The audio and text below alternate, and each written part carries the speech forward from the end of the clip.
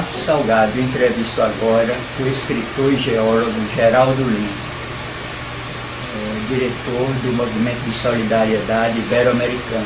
Ele acaba de lançar o livro A Fraude do Aquecimento Global. Esse livro certamente trará novas discussões à questão do ambientalismo hoje no país. Talvez as preocupações ecológicas dos leitores assentem em outras bases após a leitura desse livro. Geraldo, como ocorreu a ideia de escrever este livro? Primeiramente, é uma satisfação enorme aqui falar aqui para o pessoal do João do Rio, Fala João do Rio, com quem eu tenho colaborado há algum tempo. Márcio, nós no Movimento de Solidariedade Ibero-Americana, nós temos, há anos, nós temos acompanhado regularmente essas discussões referentes ao ambientalismo, ou melhor, à exploração política do movimento ambientalista internacional, e principalmente a atuação desse movimento no Brasil. Nós já publicamos vários livros anteriormente: Máfia Verde, o ambientalismo a serviço do governo mundial, em 2001, a continuação dele, Máfia Verde 2, ambientalismo, novo colonialismo, e publicamos em 2007 um livro de uma jornalista canadense chamada Elaine Dewar, um livro chamado Uma Demão de Verde. É um livro de 530 páginas, que é a melhor investigação jornalística que já foi feita no mundo sobre os bastidores do ambientalismo internacional. E como parte desse processo, nós chegamos constatamos, como outros investigadores no mundo inteiro têm feito, que o movimento ambientalista ele não se baseia em preceitos científicos, é um movimento político, é um instrumento de ação política cujo objetivo fundamental é obstaculizar o desenvolvimento, principalmente dos países do terceiro mundo. Para isso ele foi criado. E toda essa histeria que foi implementada sobre o aquecimento global digamos assim, é o ponto culminante desse movimento. O aquecimento global, o livro tem um título bastante provocativo, A Fraude do Aquecimento Global, e o subtítulo é exatamente como um fenômeno natural foi convertido numa falsa emergência mundial. O título do livro e o subtítulo já sintetizam a mensagem do livro.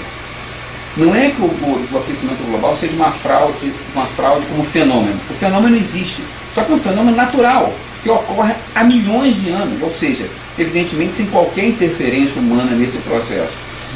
O mundo já experimentou temperaturas bem mais altas que hoje, muito mais baixas, já experimentou níveis de gás carbônico na atmosfera muito mais altos do que hoje, sem que a temperatura tivesse um aumento correspondente, e já experimentou níveis do mar muito mais altos do que hoje e muito mais baixos. Isso, inclusive, dentro do período de existência de civilização humana, que são os últimos 12 mil anos. Então, que história é essa? Por que essa histeria? E outra coisa, apesar de tudo que se diz, de toda essa histeria, de todo esse catastrofismo que é vendido pela mídia de forma completamente acrítica, não existe uma única evidência científica sólida que vincule aumento de temperatura, as variações de temperatura à atividade humana. Simplesmente não existe. Você pode consultar a literatura científica, você não vai encontrar. Então, como parte integrante desse trabalho que nós viemos desenvolvendo no MSA ao longo desses anos todos, nós resolvemos no final do ano passado colocar no papel essa discussão referente especificamente ao tema do aquecimento global. Então, no caso das mudanças climáticas, é muito mais midiático, digamos assim, você apresentar essas variações de temperatura, esse derretimento de geleiras, esses fenômenos que têm ocorrido há milhões de anos e vão continuar ocorrendo. Mas é muito mais interessante, muito mais midiático apresentá-los como se fossem decorrentes da ação humana do que se fossem fenômenos naturais, como eles são de fato. A influência humana no clima ela é muito limitada, ela se restringe praticamente aos perímetros urbanos e aos entornos das grandes cidades, como qualquer habitante do Rio de Janeiro está percebendo igualmente, né? Mas existe esse fenômeno conhecido, chamado efeito de ilha de calor. As cidades são bem mais quentes do que o seu entorno. Mas isso por causa do efeito do impacto das construções, principalmente do concreto e do asfalto, no escoamento da água.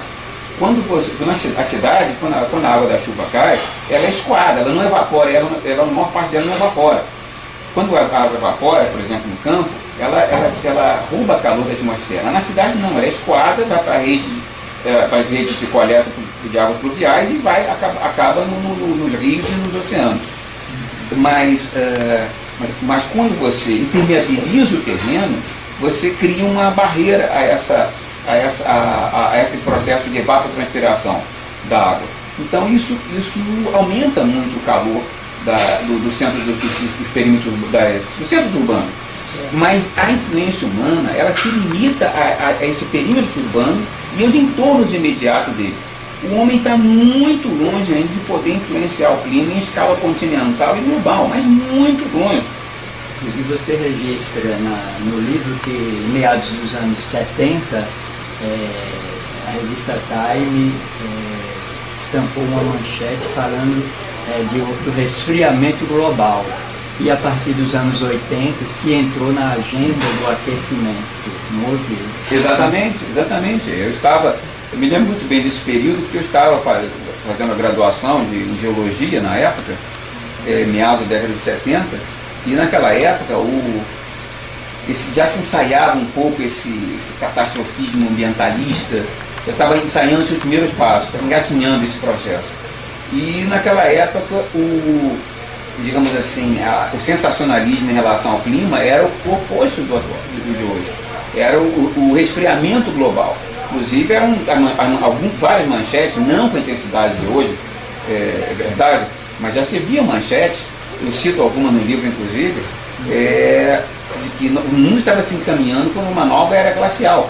Por quê? Naquela época, realmente, as temperaturas vinham caindo desde o final da década de 40, década de 1940. As temperaturas vinham caindo. Só que elas voltaram a subir mais ou menos em 1976, 77. E esse aquecimento começou em 76, 77, ele acabou já em 99, 98, 99. Apesar desse calor que está fazendo atualmente, que a gente fica, a maioria das pessoas descrente em relação a isso, as temperaturas médias no planeta começaram a cair no início dessa década. E estão caindo. Tanto que os últimos 3 invernos, cada um no hemisfério norte, cada um foi mais rigoroso do que o antecedente, os de 2007, 2008 e 2009. Não é por acaso que o hemisfério norte está passando por uma onda de frio violentíssima também. Nesses últimos dias aí houve nevascas recorde em toda a América do Norte, e em dezembro, janeiro, início de janeiro, houve nevascas monumentais em vários países europeus. Claro que tudo isso, esses fenômenos em si não provam muita coisa, mas que o clima na verdade é uma tendência desse nosso tempo meteorológico assim, a longo prazo, em período de décadas em diante. Então, por isso você não pode tomar esses fenômenos pontuais como evidência disso ou daquilo. Geraldo, você defende a ideia no seu livro de que o dióxido de carbono não é esse vilão ambiental que todos pintam. Como é que você vê essa questão?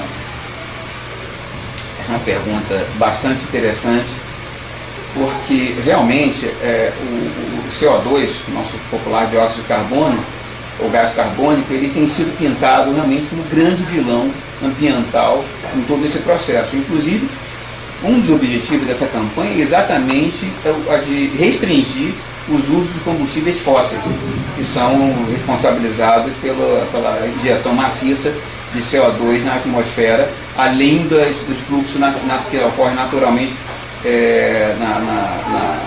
no planeta. Isso é um equívoco monumental, em muitos casos deliberado. Primeiro que o gás carbônico, muito longe de ser vilão, ele é o gás da vida.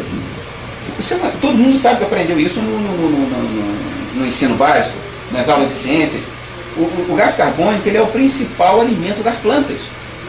E as plantas são a base estão na base da cadeia alimentícia do planeta, da biosfera. Os animais, e os seres humanos inclusive, não produzem seus próprios alimentos. Quem produz alimento na biosfera, na natureza, são as plantas. As plantas produzem alimentos como? A partir da síntese absorvendo gás carbônico e outros nutrientes da atmosfera, nutrientes do solo, água, nutrientes do solo, e transformando isso em carboidratos, através da fotossíntese, transforma essas substâncias em carboidratos e uma série de outros produtos que os animais e os seres humanos consomem. Então, as plantas estão na base da cadeia alimentar da natureza. E o principal alimento das plantas é o gás carbônico.